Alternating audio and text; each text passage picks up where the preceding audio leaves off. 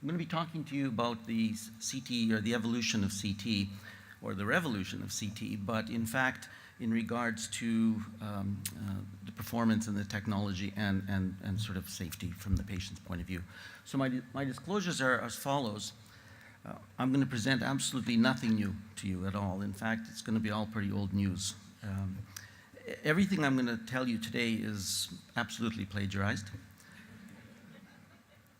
All images that you're going to see, pretty much, will be scavenged from the internet. And personally, I've not done a jot of work on any of this technology, any of these components, so in that regard, I'm totally neutral. But I do consider myself a double expert. And a double expert, in my definition, is as follows.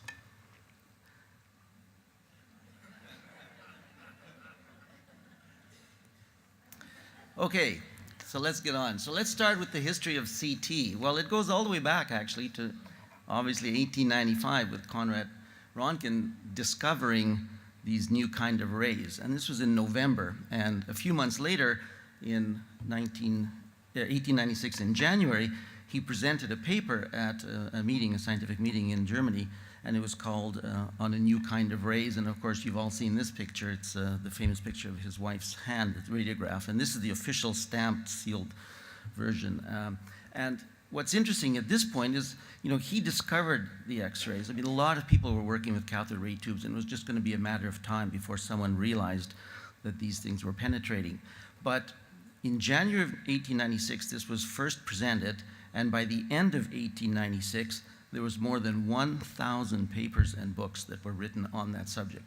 To this day, it remains the most widely and quickly accepted technology ever in the history of science and research. Nothing has been, not even the iPhone has been accepted as quickly as X-rays were worldwide, and because people realized the usefulness.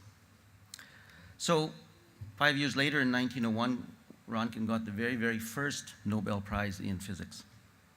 But we still carried on. There was a lot of people that were working not in radiology and not even dealing with X-rays, but absolutely vital to what we do now today. So Karl Mayer from Krakow actually created, using X-rays, stratigraphic images. And they weren't computed tomography, obviously, but he is considered the inventor of tomography and X-ray tomography. Johann Radon, who's an Austrian mathematician, not even involved with X-rays, created a series of, he published solutions to these linear integrals that were used ultimately and still are in CT, and were used also in describing how stars are sort of positioned just from looking at plane images or two-dimensional images. This was further continued by Stefan Kratzmarz in 1937, and he's considered, again, his work on solution of linear equations and line integrals became the basis of algebraic reconstruction techniques in early scanners. So a lot of work was done before we even understood or thought about CT. 1940, Gabriel Frank from Budapest was actually working in the hospital, and he created a mechanical device for doing, not only acquiring tomographic images, but also projecting them. And so he was using this mechanical back projection system, and I show you the diagrams from his patent. You can find all of this on the internet, because that's where I found it, so it's nothing new, as I said. But it's non-computed axial tomography. And then in the 60s, we found a wealth of people now looking at computed tomography. Now, you have to appreciate in the 60s, and most of you probably weren't even, just toddlers then. I think one of the reasons I was asked to talk about the advancement of CT is because I was actually a graduate physicist when, Hounsfield, okay, maybe I'm not that old. When Hounsfield, introduced the CT scanner in 1971, well, I was doing my master's in physics already, so, I was there and just waiting to get involved in something like this. But there was a number of people around the world. There was Oldendorf at UCLA. He actually created a working CT scanner, but it just wasn't very practical because he had the patient sort of move and rotate at the same time, and he tried to present this to people, and they said, nah, it's not going to work. It just wasn't clinically viable. There was a group in Kiev, people after my own heart, some Ukrainian, smart Ukrainian people that actually built a working device as well in the 60s. But they published it in Russian, and they never progressed the work, and it sort of just died there. Brownell and Chesler in Mass General, they actually did produce computed tomography images, but they never used X-rays. They used gamma rays and positron emission tomography systems. Alan Cormack at Tufts University, he was the one that, he was a mathematician, and he published a solution to these line integrals, which are still used to some extent in modern CT scanning. And Cormack did share the Nobel Prize with Hounsfield for basically the introduction of modern CT scanners. And then, of course, Godfrey Hounsfield. Now, Godfrey Hounsfield was an engineer working for EMI Labs. And EMI, of course, European music industries were very wealthy. They had lots of money from the Beatles, as you all know, I'm sure. He was funded very, very well. And because he was funded very, very well, he didn't have to publish, because he didn't have to provide or try and get any grants. So his work was largely done in secret. And so when he introduced the CT scanner, it kind of caught everyone by surprise, or when EMI did.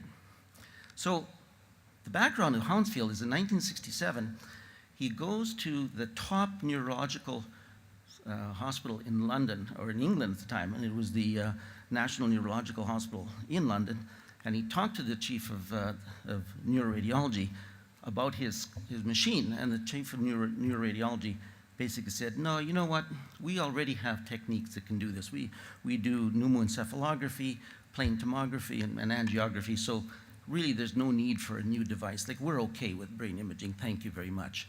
And apparently this guy then phoned the Minister of Health or something who had put him on, who had put Hounsfield onto this guy and said, look, don't waste my time sending these crackpot inventors. This isn't going to go anywhere.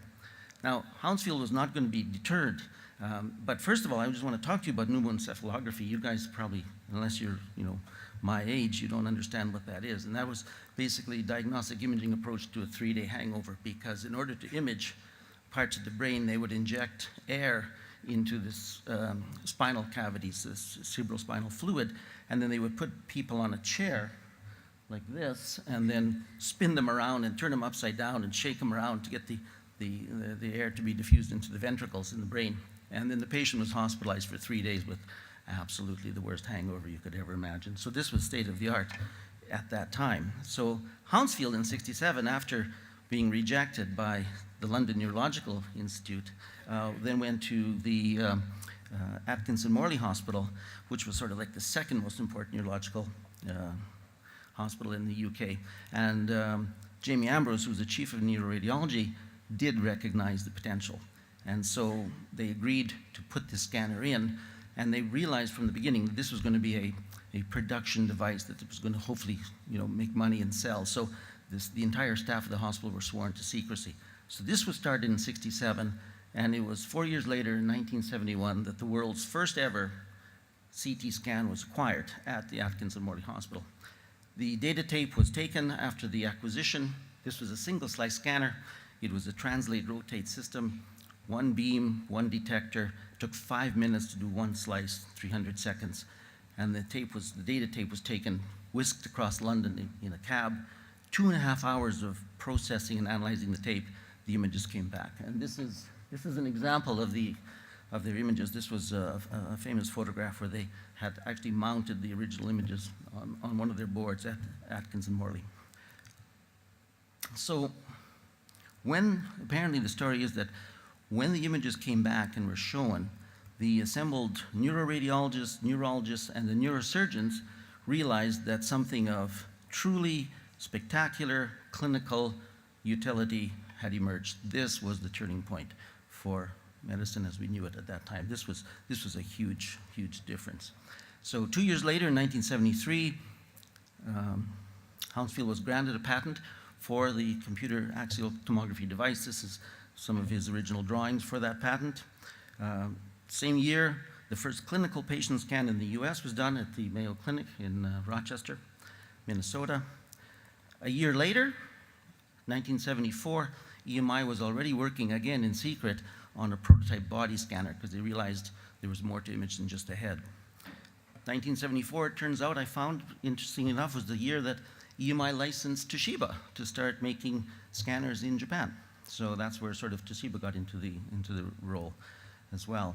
Also in 1974, there was a commercial whole body scanner made by Robert Ledley from Georgetown University. He's considered the father of the body scanner, and it was sold. It was actually devices, they sold hundreds of them, in fact. It was the automatic computerized transverse axial system, or the ACTA scanner, and they used 30 photomultiplier tubes instead of the single detector. So now we were getting into slightly more sort of multi-detector systems.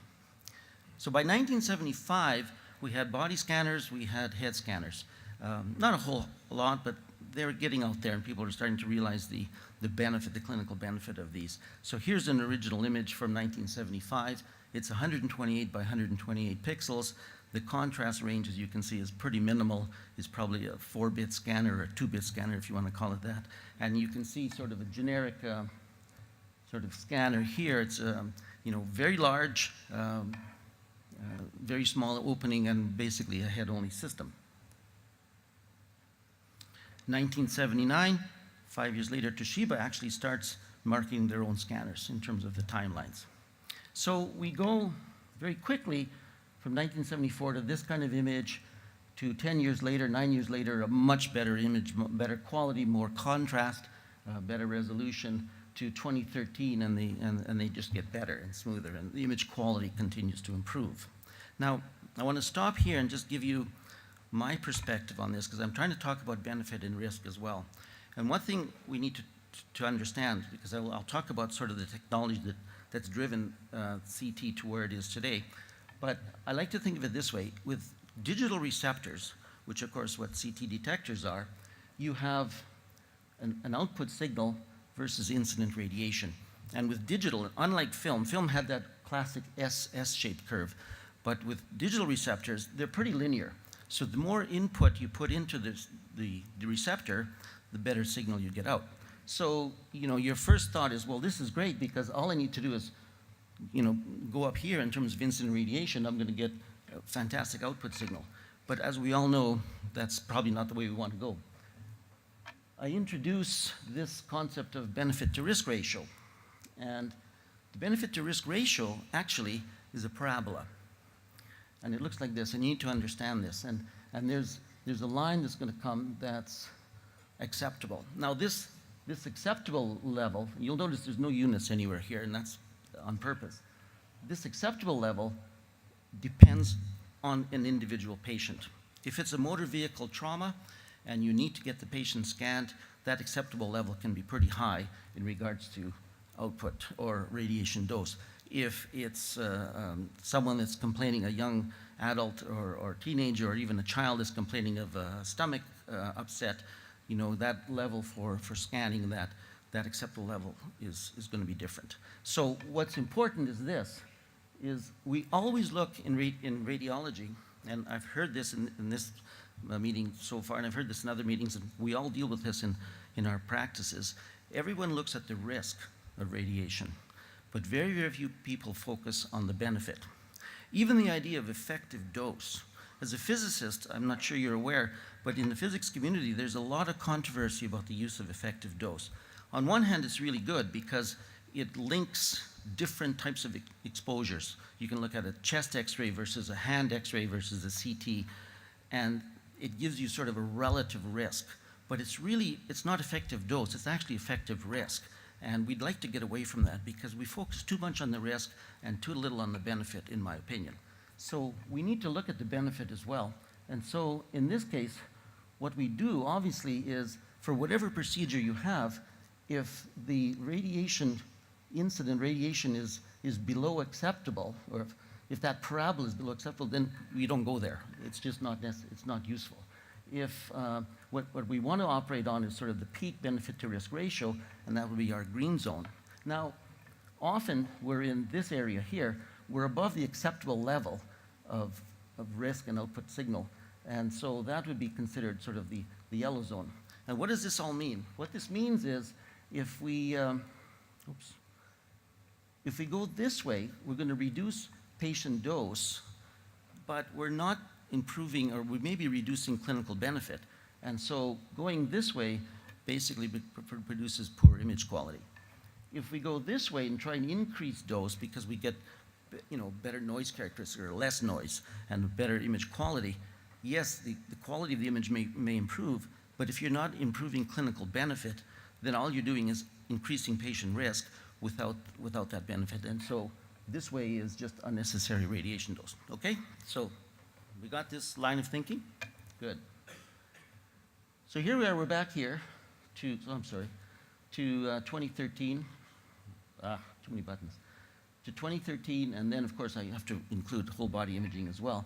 But we're not in 2013 anymore, we're in 2017. And now, as you know, we have unbelievable quality of images in terms of soft tissue, 3D reconstruction, we've got maximum intensity protection images, and we even do fusion now. We do fusion with CT and SPECT, or CT and PET, and so we can get functional imaging as well as anatomical detail in an amazing resolution. So how do we get there? How did we get from here to there? I mean, does that happen overnight? Not at all. Obviously, there's a lot of technology that has to occur for this to happen. The analogy I'm going to use right away is this. I mean, we go from here to here because necessity drives that innovation. And sometimes necessity could be described even as desire. And as much as we provide technology, you know, the world community in physicians and patients wants this. So you come up with the technology, and now they want this, and it never ends. And this is actually a good thing, I think. This is what spurs development. It's that necessity. So the analogy I would have is this. We don't go from this to this. Like, we don't do this overnight. This is not how the world evolves. And as you know, this could take a long time. This doesn't stop on Friday and start on Monday. It takes, in this case, 100 years of evolution. It works both ways, and nature works that way too. Evolution is not always positive. You can go from this to this in 40 years or so, right? So call that devolution. It doesn't occur overnight. If it did, we'd have a lot more divorces probably than we do now. So anyway, how do we go? We do this by slowly improving technology, performance, and the safety of the device. And I, again, draw your attention to this curve that I had shown before. Let's look at that in a bit more detail. If I call this now, I change this to clinical useful information versus patient risk. What we'd like to do is if we start, let me just go back one. If we start down here, it would be nice to be able to go and increase the information without increasing risk. That's one path that we would take. Another path that we could take would be that way. We would reduce patient risk without changing clinical information. Ideally, and what's really happening in technology is that path. We go from the original scanners in the early 70s to what we see now in 2017 and above. We're reducing patient risk, but we're also improving clinical information, which is a wonderful way to go, and that's everybody's goal. Necessity drives innovation and function, even in nature, and this is what happens.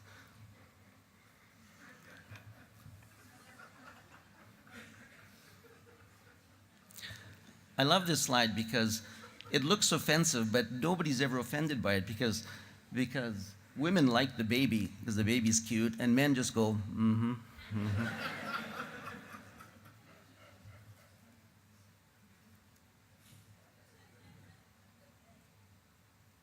Okay, so how do we get from there to there, which just happens to be the Aquilian primes, the Genesis 640.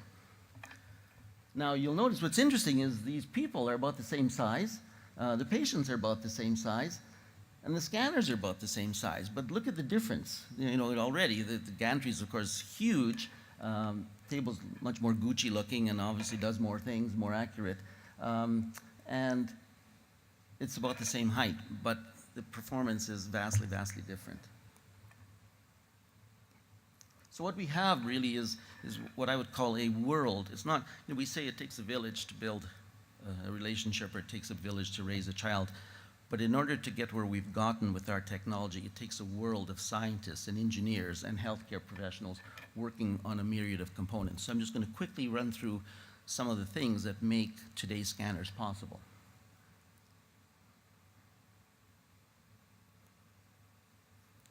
So 1971, we had the first scanner. It was single slice, single source, X-ray, single detector. It had an 80 by 80 matrix, 3 millimeter pixels. By 1975, we had the second generation scanners. Second generation scanners had multi-detectors, and it still did translate, rotate. It went from 5 minutes per slice to 2 minutes per slice, and the matrix was improved to 128 by 128. So these little letters, so it was improved clinical information and reduced patient risk. This development in 1975, a third generation was rotate only. We got rid of the translate side, so that definitely made things faster. There were 17 companies in 1975 that offered CT scanners. There's now maybe 4 or 5 worldwide. Now we have, again though, we definitely improved clinical information because we were able to do faster scanning, and we certainly reduced patient risk because the dose was lower and the patient was on the table a lot shorter time. By 1975, we had multi-detector scanners. Again, an improvement in both information and a reduction in patient risk. 1976, there was a fourth generation scanner that was introduced, which was a fixed ring detector. You'll notice there's nothing there because it was just a different innovation. It didn't really improve anything, and as you can see, there aren't any fourth generation scanners today. It was sort of an end-stage product. In 1979, there was the introduction of a new Tate scanner. This is where the X-ray tube was in fact outside the detector ring, and so the detector just sort of wobbled like this as the X-ray tube moved around it. Why did we have that? Well, it provided a longer source-to-image distance, which gave better resolution, and it reduced the ring diameter, which was an improvement in clinical information. 1982, array processors were used for faster reconstruction, so again, improved information.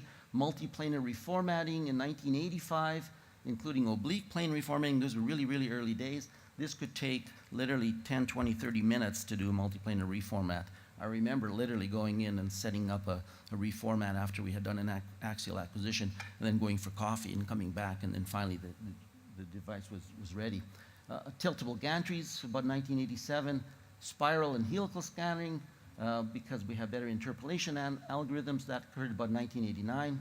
And then around 1990, we had fault monitoring, remote diagnostics. This was not a direct improvement in information from the clinical side, but it actually, I think, reduced the risk to the patient, because now we were able to start providing good quality control on the technology. And today what's taken for granted is pre-installation factory calibration. Back in the early 90s, the components were brought in to the location, and the on-site field service engineers spent 2 to 3 weeks setting up the scanners, setting it up, calibrating it, making sure it worked. Nowadays, you can put up a CT scanner literally in about a day or 2, and that's because of these little advances. The first multi-slice scanner didn't come until 1992. That was an LSIN 2-slice scanner. Obviously improved clinical information. So remember, we're going in this path, right? Or hoping to. 1998, bolus tracking actually became something that we could put onto a computer. Well, that helped the patient and then certainly improved clinical information. 2000 was around the time high-frequency generators replaced these old 3-phase 12-pulse monstrosities that we used to always have in a corner cabinet in a radiology room. That was important because now you could put, these were smaller devices, and that started the role to moving the generator onto the gantry, and it lessened the amount of cabling, it lessened the noise, the electronic noise. You can't ignore color displays. Flat panel color displays we take for granted, but I'm sure there's some of you in this room, remember those old 32-inch monitors that were like that deep and curved at the corners and didn't really give out good light? These are historical things now, but that's only 16 years ago. Now at my age, things have happened either only 3 months ago or 3 years ago, but this isn't that long ago, and we take these kind of things for granted, but these are also vital to improve clinical information. In-gantry electronics gave us less noise. High voltage slip ring technology didn't really get developed until about 2003, surprisingly. So you didn't have to wrap and unwrap the scanners, and so helical scanning became finally possible around then. And continuing from the beginning of '71 right up to about 2004, which was the introduction of a very high heat capacity and very high heat rate cooling tubes, we were now able to get tubes that could handle the excessive current that was required to do really fast scanning. So all of these things interacted with each other. In 2004, and right after that in 2005, we suddenly had dose modulation. So we realized that as we went through the chest cavity, we could reduce the MA, and as we went through the abdomen, we needed to increase the MA. That reduced the patient dose significantly, and people are starting to now really look at dose more than ever before. And so they did that in XY, and they did that in Z axis. Larger gantry opening started around that time too. 2007, enhanced anatomy coverage, and that really, I think, started with the Aquilion 1, the 320 slice scanner, which forced everyone to start looking at coverage, because the other vendors didn't have that slice coverage, and so they started to speed up their helical, and all of a sudden we started talking about anatomical coverage more than anything else.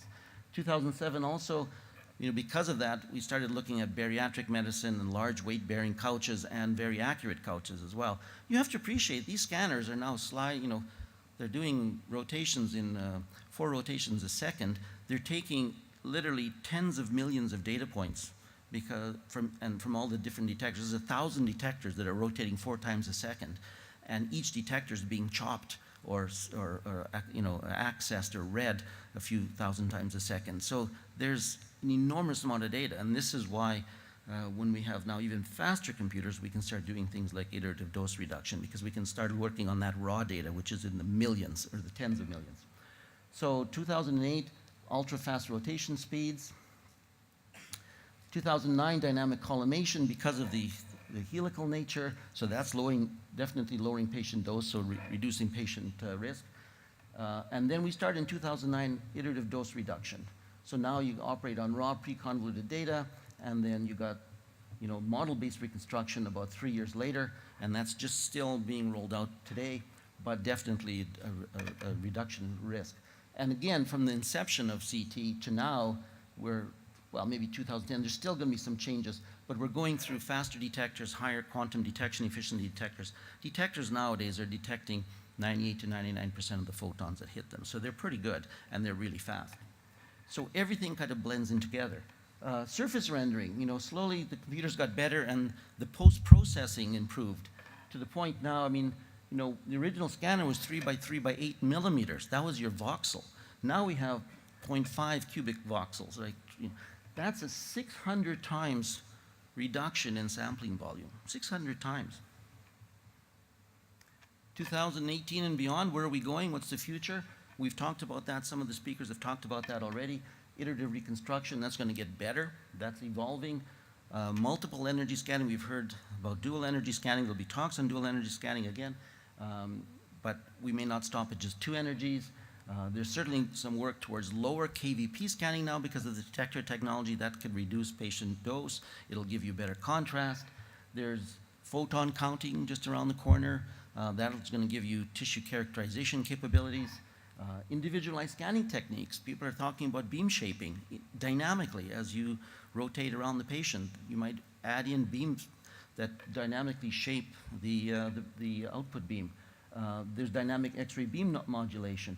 And then it looks like some people are looking at targeted organ imaging. So, and again, there was this talk yesterday about sort of mentioning that, where if you're looking at the heart, you make sure the heart gets the amount of photons it needs to give you a good image, but everything else gets less radiation. So there's all sorts of novel new approaches, and we're going to get lower and lower and lower in dose, and thereby reduce patient risk. And what's going to be the future? Where will it end? Well, it might be wind up something like this. Because that certainly happens. You're certainly getting a lot of interactions and mergers and things. Toshiba and Canon are merging, so hopefully it won't go this way, but you never know. Okay, how are we doing for time? Are we good? I've only got a few more slides left. So if you put this all together and you look at from 1970 to now, if you look at rotation speeds, and what's amazing here is this is a logarithmic scale on the vertical axis. So this is even more dramatic than it looks. If it was an exponential decay, which is really fast, that would be a straight line. Well, this is even more than that. Our scanning speeds have gone from literally 300 seconds for that first head scanner to, we're now scanning 0.2 seconds is the fastest scanner that's out there. And there was in 1989, there was an Imatron scanner that was doing 100 millisecond slices. It was a unique device that physicists liked, but it didn't have much clinical application. So that's our rotation speeds. With these fast rotation speeds and these large coverage detectors, look at the change in coverage. So this is the amount of patient you can cover in 2 seconds. It went from 1975, which was hardly anything, like literally 8 millimeters in 5 minutes, to now, because of the speed of the tables and the speed of the rotation of the gantries and the coverage of the detectors, you can cover essentially a meter of patient in 2 seconds if you wanted to. It's just remarkable. I mean, the CT scan is the shortest component of a patient's experience in visiting a CT department. They have to go get consent, they have to get dressed, then they're in and out of the table like in no time at all, and that's because of the technology. You'll see this everywhere. This is only one up going to 2006. Again, I actually did take this from the internet, surprise, but this is the increase in CPU performance. And again, this is a logarithmic scale. So we've gone from the old VAX in 1972 right up to, at 2006, it was 10,000 times faster in terms of processing speed. And that's 10 years ago. So it's, as I said, there was a figure that was given of 47,000 times faster. And that hasn't changed. That's not going to change. That just keeps going. And that allows us to do things like this iterative reconstruction. The original published dosimetry data from the EMI scanner brochure in 1972 or 74 was that the skin entrance dose was about 1.5 Roentgens mean and 2.26 Roentgens max. So in today's conversion, it's 14 millisieverts and 21 millisieverts. We've done a lot to reduce that dose, and that's a good thing. Perhaps this is a good thing as well. I think it is too, but look at the increase in the amount of scanning that we do as a consequence. And why do we do that? We do that because, again, there's useful clinical information and the risk to the patient isn't very great. So that benefit risk drives the fact that we use CT more than ever. And us people as radiologists or people that work in radiology, we're not the ones that are ordering the scans. We are demand driven. And I don't know how many times I've heard people having to explain that to the financial officers of a hospital or things. It's not us that are causing the exams. It's the attendant medical disciplines that want to use our services. And why? Because we produce such good benefit to risk. And that's what drives this increase. The number of CT scans performed annually in the United States, that went up to 2005. In 2015, there were 80 million. So this graph is still going up. It's not changing, and we have to address these issues. We need to reduce the dose. Well, guess what? I lifted this right off the Toshiba brochure, so this was great off the website. And the dose is going down. It's going down remarkably well because of all of these different technologies that we've mentioned. So looking at these numbers, and again, the previous author or the presenter said this as well, you know, these are the effective doses. Now, I'm not a big fan of effective doses, but they do give you some relative risk comparison. And you'll notice, you know, a chest CT or head CT compared to a chest radiograph. Well, I just talked to Dr. Paul, who will be talking shortly this morning after me. You know, low-dose chest now CT is of the order of your chest radiographs. It's around that same value. So we're there. And the advantage of cross-sectional imaging opposed to planar imaging is evident to anyone. So I'm ending. This is my second last slide. If you're interested, this is a recipe for making your own cathode ray tube. This is a la Roentgen. This is exactly what he used, so I'm happy to give this to you afterwards. The only thing I draw your attention to is try to resist experimenting on your own hands. Thank you.